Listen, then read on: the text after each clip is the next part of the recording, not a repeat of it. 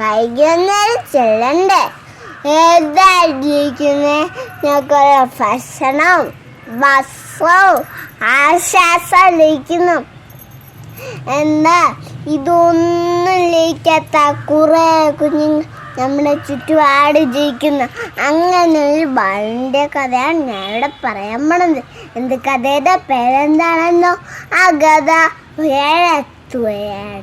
ഒരു കൊച്ചു കാമ്പത്ത് ഓലമ്മ ഒരു കൊച്ചു കുടല് ഒരു വളം ചേച്ചി അനവടാട് കുട്ടൻ സൂൾ ജീവിതം എന്താ പോലെ അങ്ങനറിഞ്ഞില്ല.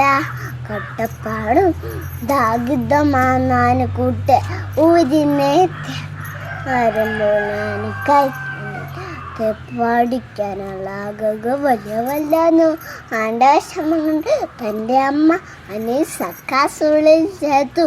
സുള്ളിൽ ചെന്നപ്പോൾ എല്ലാവർക്കും പുതിയ ബാഗുകൾ ചെരുപ്പുകൾ.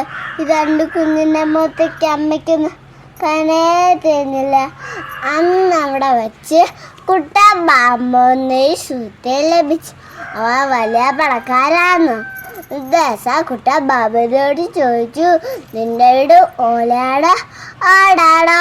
ബാബു പറഞ്ഞു മാറുകപ്പോ. കുട്ട വിഷയത്തോട് അതെന്താ മാർഗപ്പുള്ള വീടോ? ഒരിക്കൽ ബാബു കുട്ടനെയും കൂട്ടി തൻ്റെ വീട്ടിലേക്ക് വീട് കണ്ട് കുട്ടന് പോയി.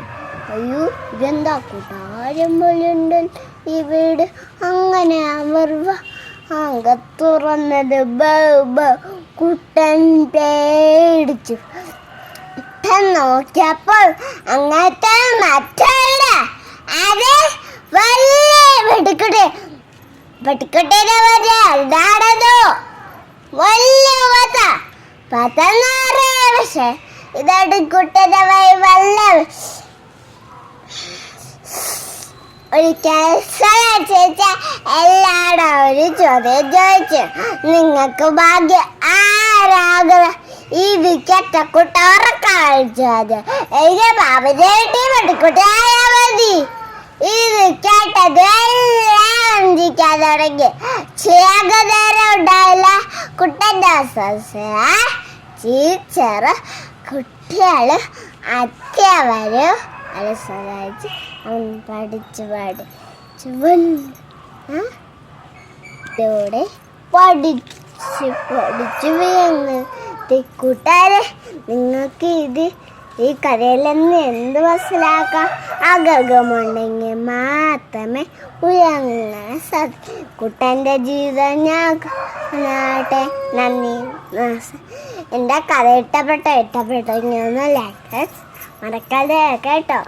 എന്നിട്ടോ എൻ്റെ ലൈക്ക് ചെയ്തിട്ട് തൊട്ടടുത്തുള്ള സബ്സ്ക്രൈബ് എല്ലാം വന്ന് എൻ്റെ വീഡിയോ ഇഷ്ടപ്പെട്ടെങ്കിൽ ഒന്ന് ചാനലിൽ സബ്സ്ക്രൈബ് ചെയ്യണേ. എല്ലാവർക്കും കാണാൻ വേണ്ടിയാണ്. എൻ്റെ വീഡിയോ ഇഷ്ടപ്പെട്ടെങ്കിൽ വീഡിയോ നിങ്ങൾക്ക് നോട്ടിഫിക്കേഷൻ കിട്ടും. അടിച്ച് തൊട്ടടുത്തുള്ള ബട്ടൺ നിൽക്കുക. അപ്പോൾ ഞാൻ വരുന്ന വീഡിയോസ് നിങ്ങൾക്ക് നോട്ടിഫിക്കേഷൻ കിട്ടുന്നത്. അടുത്ത വീഡിയോ ആയിട്ട് വന്നാൽ ബൈ.